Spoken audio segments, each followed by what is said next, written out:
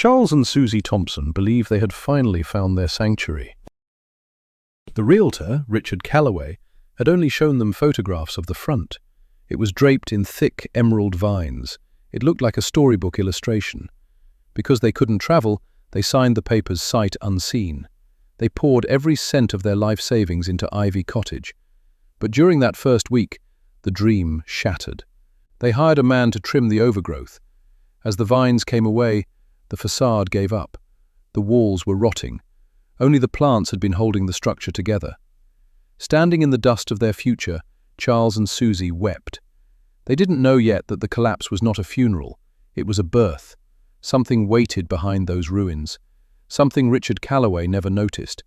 It was waiting for the right souls to claim it. If you believe that rock bottom is where the best things grow, hit that subscribe button right now. Every week, we tell the stories that prove it is never too late for life to surprise you. Now, let us begin. Charles Thompson had been a tenant since he was 22 years old. He paid on the first of every month. He did this in every apartment they ever shared. He knew a roof for his family was not negotiable. Their first home was a basement studio on Elm Street in Hartwell. The pipes rattled in the winter. The neighbor's dog paced all night long. In 1967, it cost $40 a month. On his new wages from Kellerman Manufacturing, that felt like a mountain. He and Suze moved in with a card table. They had 2 folding chairs and a mattress on the floor. They felt they were at the start of something beautiful.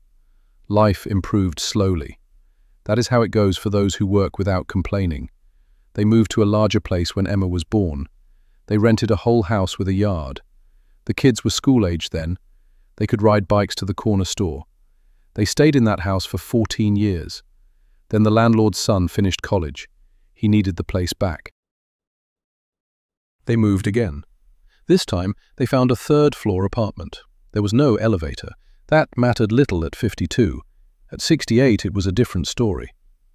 Through every apartment and every rented room, they held a secret. This was all temporary. Not because they didn't care, but because they were traveling toward a destination. The goal was a house of their own. No landlord at the door. Their names on the deed. No other claims. They didn't obsess over it. It was a steady current beneath their daily lives. They spoke of it over lean dinners. They whispered about it on long drives. In the dark of the night, when the world was quiet, they reminded each other what they were working for. They said the things they only said to each other in the dark. On Sunday mornings, the car always slowed. Charles would ease off the gas without being asked.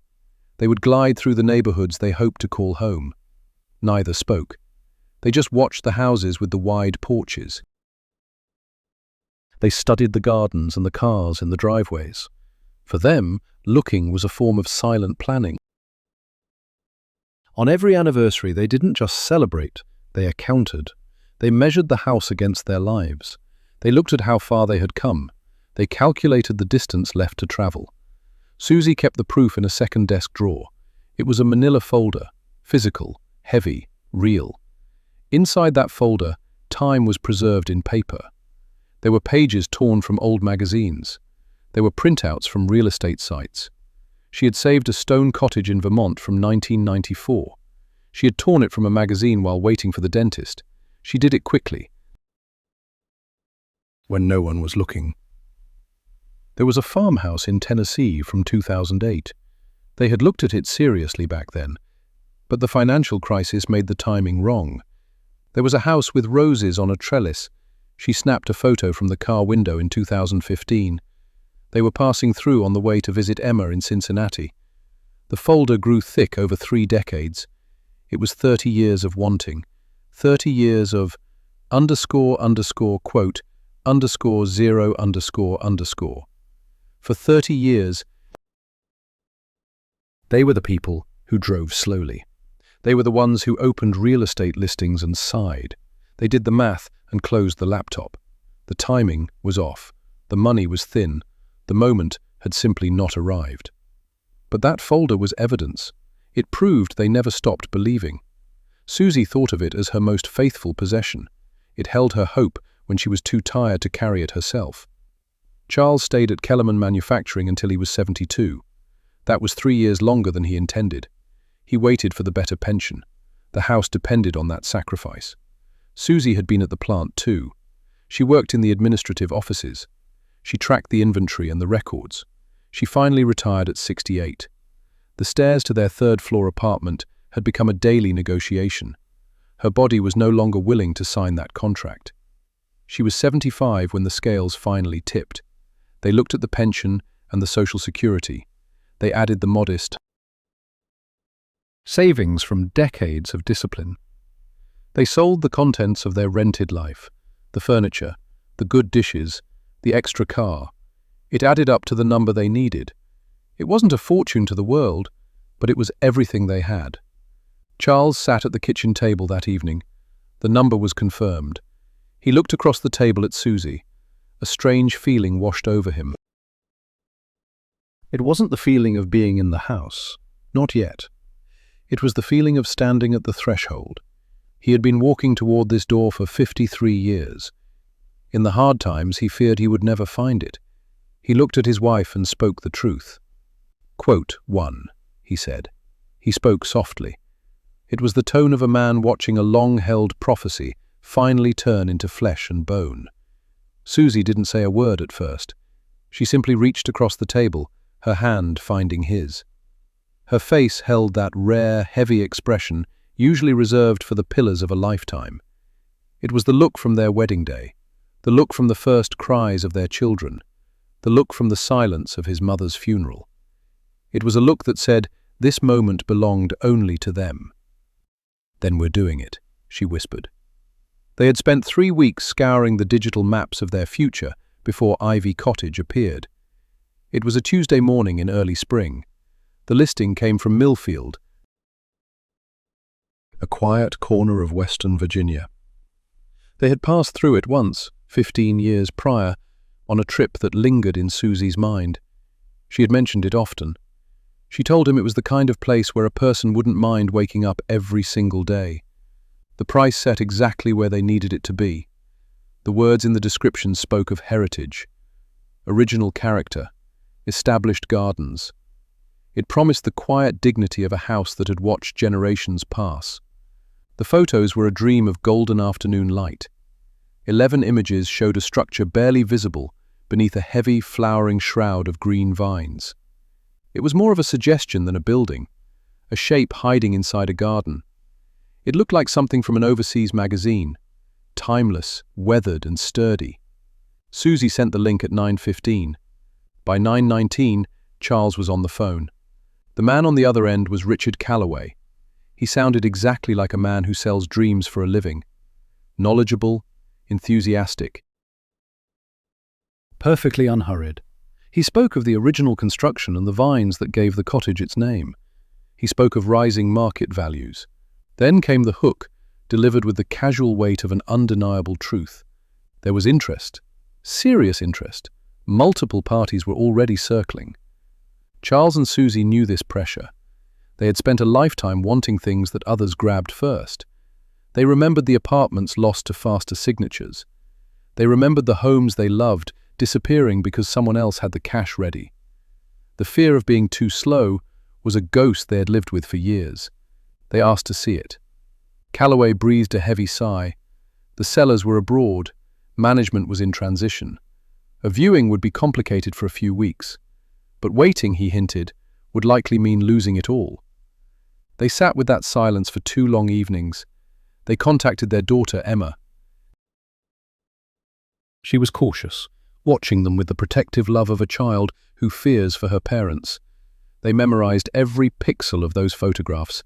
They studied the listing until the words felt like prayers. On the 3rd evening, Charles called Richard and made the offer. The digital signatures were a struggle. With Emma's help over a video call, they finished the paperwork. Friday morning, the bank transfer cleared. By Friday afternoon, they were the official owners of Ivy Cottage on Millfield Road. Susie didn't cry from sadness when the confirmation email arrived. She cried because 53 years of paying rent was finally over. Since the very beginning, the first of the month meant someone else owned their shelter. Now, for the first time in their lives, that weight was gone. They drove toward Millfield on a Saturday in May. A moving truck followed with the remnants of their 3rd-floor apartment. They brought only the furniture that carried enough history to justify the cost. Susie kept the printed photographs in her lap. Charles watched her, feeling a mix of tenderness and a quiet, growing worry. She had memorized those images over the past weeks. She knew the shade of the vines in the afternoon light. She knew the stone path that disappeared into the green. She placed the photos in her folder. It was her final entry in 30 years of looking. They arrived at Millfield Road at 11 in the morning. The neighborhood was quiet, filled with old trees and modest, settled houses. Charles saw the stability he had wanted for his final years. Then Susie spoke. She told him the house was just ahead. He slowed the car.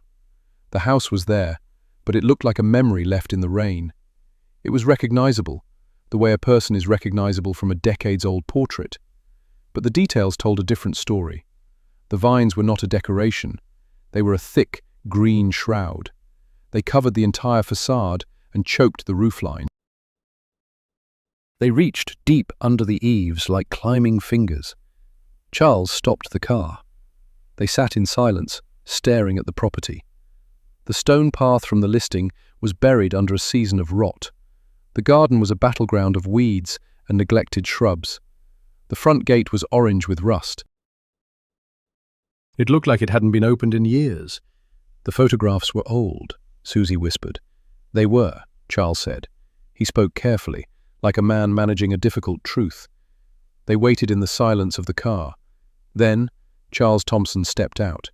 The iron gate groaned when he pushed it open. Under the suffocating weeds, he searched for the stones of the path. They had shifted. They had sunk. Every step required his full attention. The air changed before he reached the threshold. It was heavy. It smelled of damp earth and something forgotten. It was the scent of a place sealed away from the light for too many years. He peeled back a thick shroud of vines to find the lock. He used the key Richard Calloway had sent. It turned. The door yielded. Inside, the world was dim. The windows were choked by green. Almost no light survived the crossing. As his eyes adjusted, the damage took shape. A massive water stain dominated the ceiling of the front room. It was a dark, jagged ring, the scar of 1,000 unhealed leaks. The walls wore a velvet coat of black mold. Beneath his boots, the original wood felt soft. It gave way where it should have held firm. It was far softer than any floor should be. He walked back out to the path where Susie Thompson waited. __quote _2__, he told her. She studied his face. For 53 years, Susie had translated his silence. She knew exactly what that careful tone meant. __quote _3__, she asked. Charles looked at the ivy cottage. It was buried in green. He couldn't even see the condition of the walls. I don't know, he admitted. Let's go in together. Their first week was a lesson in how hope meets reality. Charles was not a man for panic. He had given 50 years to Kellerman Manufacturing. In a factory, you don't mourn a broken machine. You identify the fault, you assess the damage, then you fix it. He approached the house like a shift at the plant. He started with the facts, and the facts were grim. The roof was a sieve. Years of neglect had let the rain wander wherever it pleased. On the third day, a licensed electrician arrived. He spoke with the measured caution of a man delivering bad news. The wiring was a ghost. It had to be stripped and replaced entirely. The house wasn't safe for a living soul. The plumbing was failing at every joint. Then, behind a kitchen door, Charles found the stairs. The basement was a dark pool of standing water.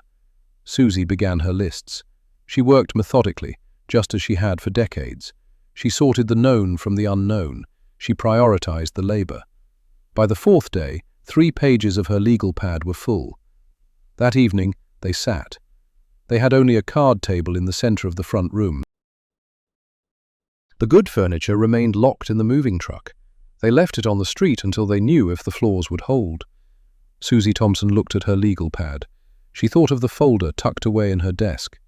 For 30 years she had collected clippings and printed listings.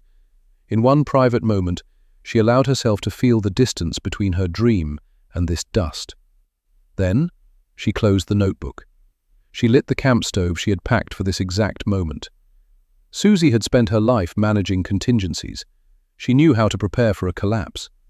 She brought Charles his tea and sat down. "We have been through harder times," she said. He looked at her. "Name one," he challenged. She didn't need time to think. "Quote 8, she replied. "Quote 9. He remained silent. "Quote 10, he admitted. She continued. "Quote 11, Charles nodded. "Quote 12, Susie looked at the peeling walls. He placed his hand over hers. There was nothing left to say. On the morning of the 8th day, the gardeners arrived. Charles found the crew through Harold Bennett. Harold lived 2 doors down and had arrived on the 2nd day with a pie. He was 71. He carried the look of a man who possessed secrets and was weighing their value. Harold had lived on Millfield Road for 3 decades. He knew the history of every porch and every failure. It was memory work, not paperwork. The crew arrived at 8 sharp, 2 men with heavy equipment and professional silence. They did not judge the wreckage. They had seen discarded lives before. Charles gave his instructions. ___, quote __, 1, 4 ___. The men began on the left. They worked toward the center with methodical precision. Susie and Charles stood in the garden to watch. As the first layer of ivy fell, the truth emerged. The wood beneath had not seen light in years. It was rotting. Charles knew that look from his years at the manufacturing plant.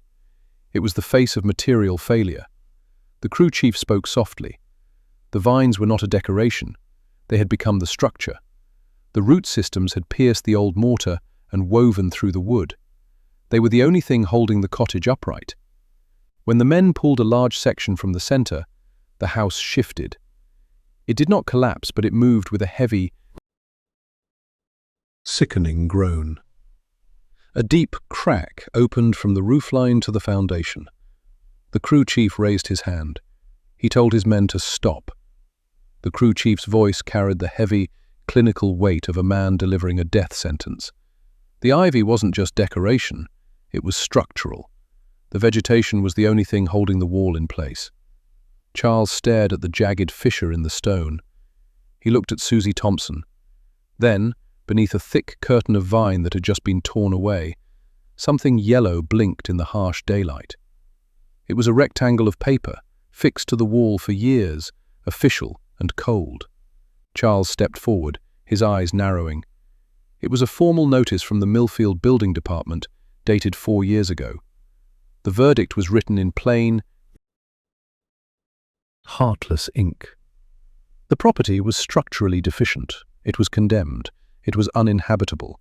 Any attempt to live there was strictly prohibited by law. It bore the county seal and the sharp signature of an inspector. Charles read the words twice, the reality sinking into his bones. He retreated to the garden path, sinking onto the uneven, cold stones. He buried his face in his weathered hands. Susie was at his side before he could even register her movement. She sat on the hard ground next to him, her arm a steady, protective weight across his shoulders. They sat together in the dirt and the ruins of the vines. The crew chief stood at a distance, offering the only mercy he had: silence. Through the gap in the leaves, the house stared back at them. The crack ran down its face like a final sentence that could never be retracted. 53 years of monthly rent, every single dollar they had ever managed to save. The tattered folder containing 30 years of family photographs. The long nights on the phone with Emma, who had patiently guided them through the digital maze of the purchase. The confirmation email that had made Suze sob with the sheer relief of finally being home. All of it had led to this garden path, this official notice, this rotting shell of a house that a man named Richard Calloway had sold them for every cent they possessed. Charles began to weep. He didn't try to stop it. He didn't offer an apology. At 78 years old, he had earned the right to mourn in the only garden he owned. He wasn't just crying for the money. He was weeping for the dream that had sustained them through decades of rented apartments and indifferent landlords. The dream of a Sunday morning where the walls were truly theirs. The dream of a deed with their names on it and no one else's claim. They had wanted a place that could never be taken back. Susie held him tight. She didn't tell him it would be all right. She didn't know if that was true yet. She simply allowed him to be in the pain, holding him the way she had through every other storm in their long lives. But beneath the grief, a different part of her mind was already turning. It was the part of her that refused to be discarded. She thought to herself that there had to be a way forward. At 11:15, Harold Bennett appeared at the garden gate. He had clearly been watching from his own property, waiting for the right moment to cross the line. He was a small, meticulously neat man with silver hair and the direct manner of someone who only spoke the truth. Susie had marked him as a man to be trusted from their very first meeting. He had brought a pie back then. Today, he brought nothing. He had read the situation correctly and understood that a gesture wouldn't fix a crumbling foundation. He looked at the condemnation notice. He looked at the deep crack in the facade. Then he looked at Charles and Susie, huddled together on the stones. "I was afraid of this," he said. Charles looked up, his eyes searching the older man's face. "So, you knew?" Harold did not answer immediately. He sat on the low stone wall bordering the path. He moved with the heavy, careful focus of 71 years. It was the movement of a man who respects his joints. "Not everything," he admitted. He had seen the condemnation notice 4 years ago. He knew the property had been rotting in silence since then. He paused, his gaze fixed on the peeling paint. "I didn't know it had been sold. I didn't know anyone was coming back." "Richard Calloway," Susie said. The name felt like a weight. Harold's expression did not shift into surprise. It settled into a dark confirmation. "Calloway," he repeated. He said the name like an old debt he had been waiting to collect. He had seen the man circling other distressed properties in the area. Calloway was a predator of the uninformed. He looked for people who had forgotten how to ask the right questions. "We didn't know what to ask," Charles said. There was no tremor of self-pity. It was the flat, cold acknowledgement of a mistake. "Most people don't," Harold replied. "That is exactly what he counts on." He began to unravel the history of the house. It was built in the 1880s. The architect was a man named William Harrove. He had shaped the skyline of this region before dying in 1931. He left no direct heirs to protect his work. The cottage passed through shadows for decades. The last owner fled 4 years ago. They left abruptly, leaving the house to the mercy of the elements. Within a year, the county condemned it. The inspection found structural rot hidden beneath the advancing vines. "What about Calloway?" Charles asked. "How can he sell a ruin?" Harold shook his head slowly. "Legally, he has no ground." The real question was the contract. Charles and Susie traded a long, hollow look. They had read every page. Their daughter Emma had sat with them through the video calls. The language was a dense, technical thicket. Calloway had been so reassuring. He explained every clause with a smile that felt like safety. "We have to find that contract," Susie said. Harold nodded. "You do. And you need a lawyer who understands real estate fraud." He said the word fraud with a chilling accuracy. He stood up, his back straight despite the ache. "There is something else," he said. He looked at the gap where they had cleared the vines. He looked at the cracks in the facade. "Is the crew gone for the day?" Charles confirmed they had been sent home. "Good." Harold turned back to the house. When Harrove built this, he built it to last. He did not trust banks with his legacy. He hid his most important documents inside the structure itself. He built secured cavities into the very bones of the cottage. He paused. Harold didn't offer a guarantee. He only offered a memory of something he'd read. William Harrove didn't just build walls, he built secrets. He explained that the section that had buckled was exactly where a secured space would be in any Harrove design. Charles and Susie stood there, staring at the shell of a house that had almost broken them. __quote_15. __. Susie asked.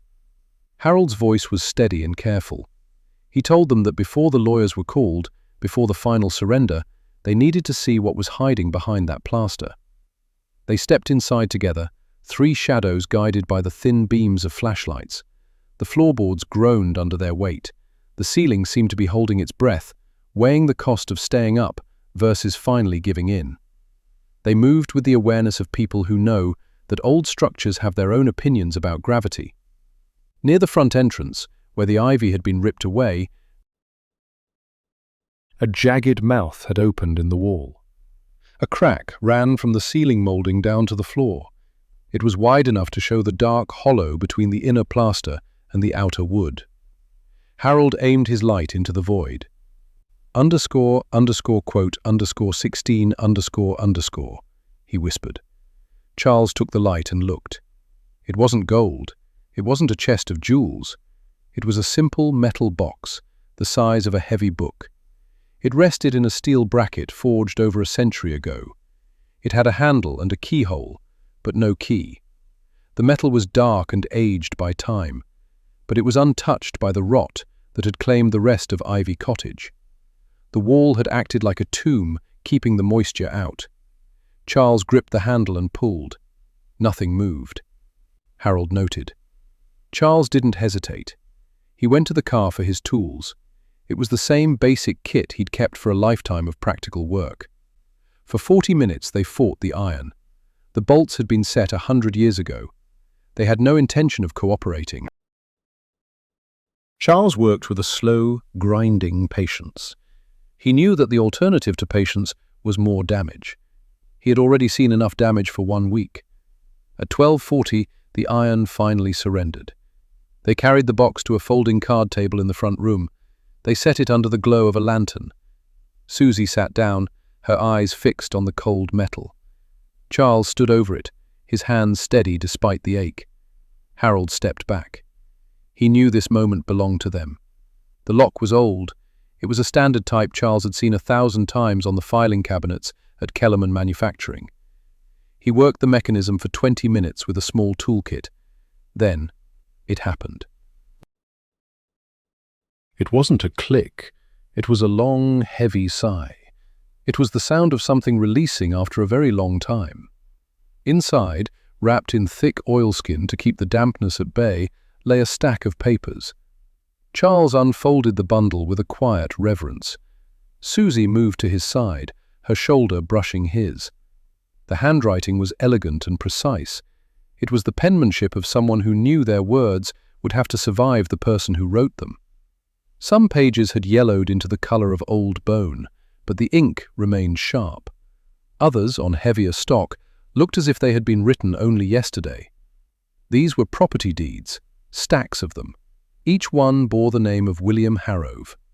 They covered parcels of land in Millfield and the surrounding hills. Harold stepped closer. He peered over their shoulders. He began to murmur names of places he knew by heart. His voice held a new, sharp focus. Beneath the stack lay a letter. It was written in 1928. This was just 3 years before Harrove passed away. It was addressed to no one.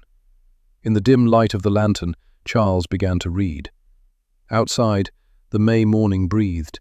His voice was slow and steady. Harrove wrote of a life left empty. No children remained. His family was gone.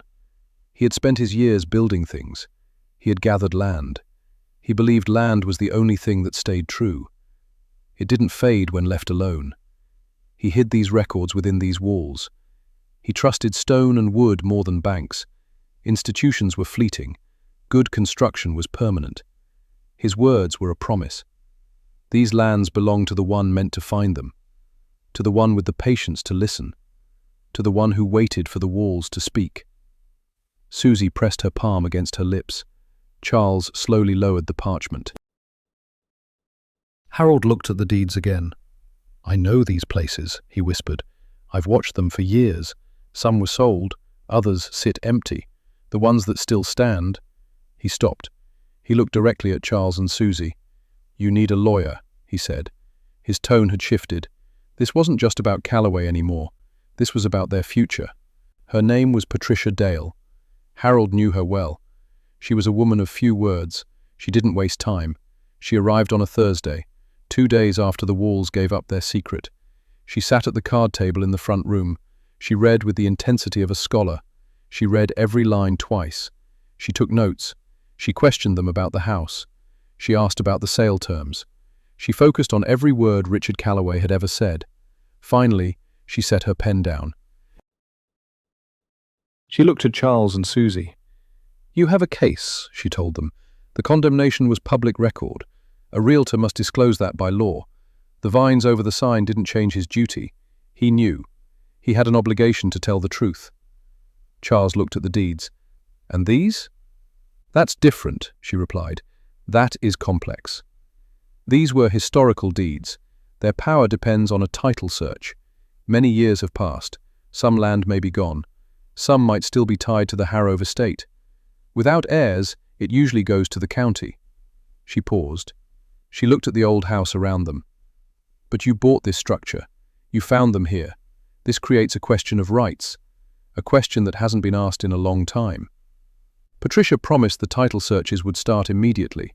The fraud case against Richard Calloway was moving to the county and the state real estate board. In her experience, cases like this were clear. The evidence of non-disclosure was undeniable. It was as plain as a condemned notice hidden behind overgrown weeds. Patricia was exactly who Harold Bennett said she was. She did not waste words. The title searches took 3 weeks. During those 21 days, Charles Thompson and Susie lived in a short-term rental. Patricia helped them find it because the condemned house on Millfield Road was illegal to occupy. They could have driven back to Ohio.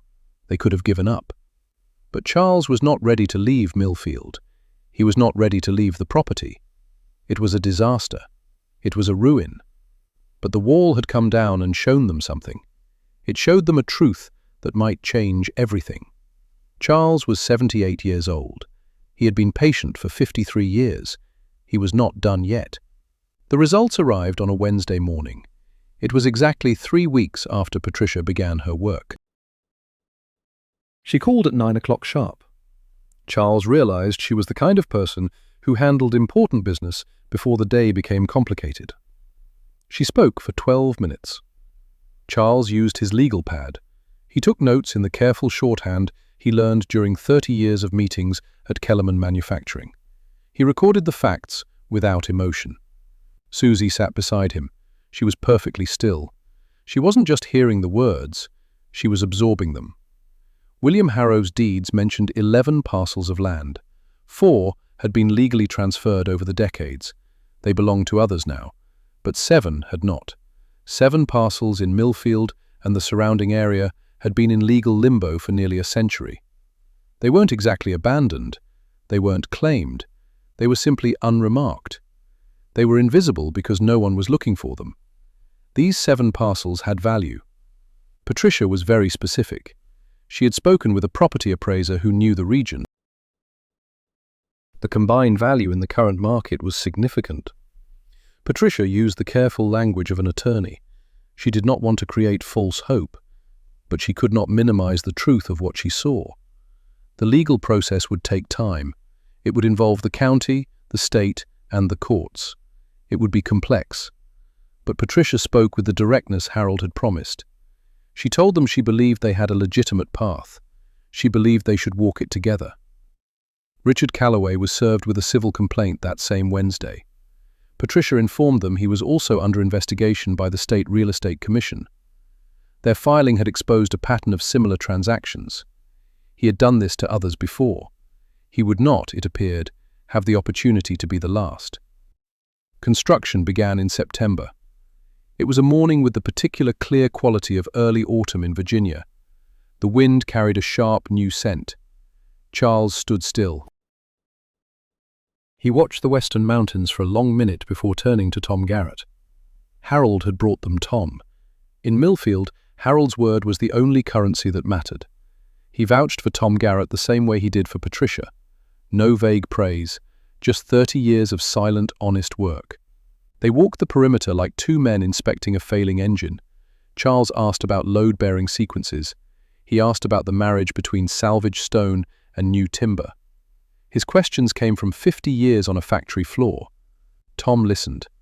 He recognized a man who understood how physical systems were put together. Then came the demolition. Watching the walls buckle was harder than reading any condemnation notice. It felt final. Every falling board sounded like a door closing on the past. But the earth held a secret. Beneath the rot, Harrow's foundation sat immovable. It was stone meant to outlast its makers. Tom ran a heavy hand over the surface. This stayed. It didn't need to be replaced, it only needed to be built upon. They saved the path, resetting every grey stone by hand. They rescued the front door frame from the choking ivy. Solid oak. It was wood from an era that didn't know how to quit. Tom pulled it into the new entrance. The vines remained on the stone arch. Susie had insisted on this. Charles didn't need to ask her why. Those vines had seen the beginning of this struggle. They had earned the right to see the end. 4 months of dust and sweat followed. Susie moved through the rising frame with a terrifying focus. She had been thinking about these rooms for 30 years.